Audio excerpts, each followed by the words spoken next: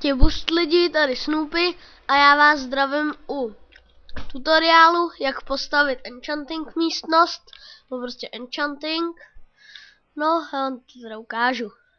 Takže, nejdřív si položíte enchanting. Vezmete si knihovny a vždycky jeden blok okolo toho, aby vám takhle tady zbyl jeden blok, tak si to položíte.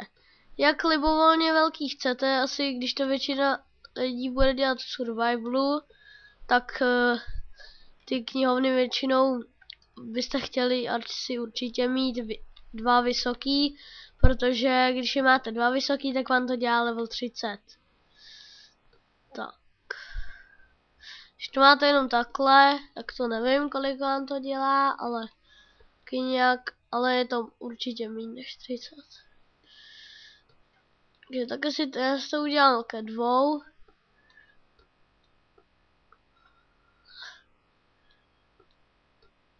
Jinak jsem nemocnej furt. Teď natáčím v posteli.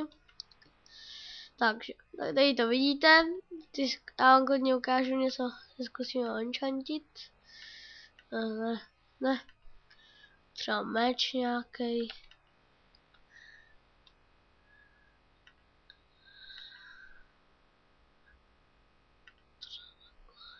No a máme sharpness 3. Vidíte, funguje to. Takhle. Normálně. To je jednoduchý, určitě to zase většina vás ví.